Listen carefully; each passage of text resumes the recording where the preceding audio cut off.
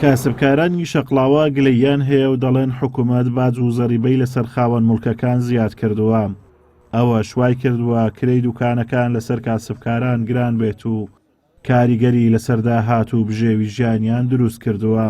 باج و زەریبە لەسەر خاوەن موڵکەکان زیاد کراوە، ڕاستەخۆ کاریگەری لەسەر ئێمەی دوکاندار و کاسبکارانی شەقڵاوە ڕاستەخۆ کاریگەری هەیە.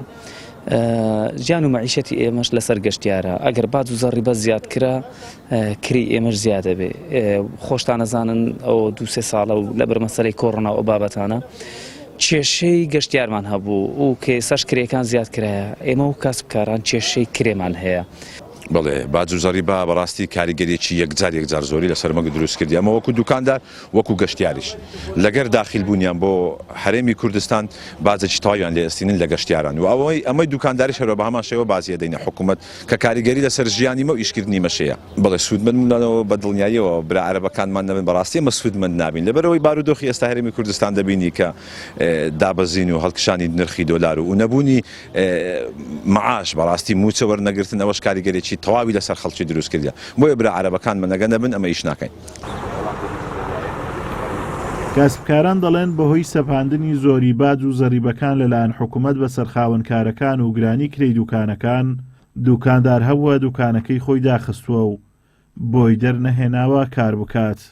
زۆر کەسە بۆ لەبەر کرێەکەی پێی دەرنەچوو بەناسا دکانی قەپات کردە. کرێی دوکان زۆرە، باج زۆرە، زەریبە زۆرە، هەروەڵا کرێی گەلێک زۆریشە. ئاوا کارەبەیە ئیدی وەختێکی پارێ هەر زبر و خاشاچیان وەرەگرت ئیدی ئەو شتانە. ئێستا وەرە تەماشای ناو شەقڵاوەیکە هەمووی ئەنالینی یەکەم شێت لە بۆ ئەمە وەکو دوکاندار کرێمان زۆرە لەلایەکیش هەر بە ئیشەکی ئەەکەین کە حکوومەت دێ زەریبە و مەسەلەن کردی تایبەتی لەلایەکیە حکوومەت لەلایەکە کارەبا دووە ئاو دووە مەسەلە هەموو مەشروعەکانی حکوومەتی بە دوو دەست پێ ئەکاتن.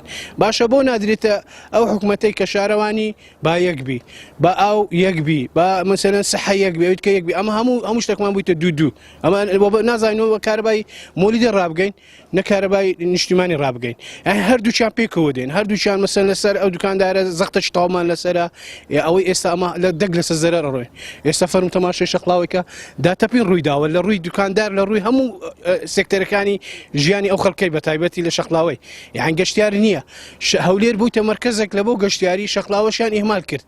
لە کابینەی نوێمی حکوومەتی هەرێم باج و زەریبە بە ڕێژەیەکی زۆر لەسەر خاوەنکارەکان زیاد کراوە کە کاریگەری کردۆتە سەرداهاتی تاک و گرانبوونی نرخی شتومەک لە بازاردا و زەرمەندی یەکەمیش هاوڵاتیانی هەژار و کەم دەرامەتن. ئازادۆمەراوەی کەناڵی ئاسمانی پەیام قەزای شەقڵاوە.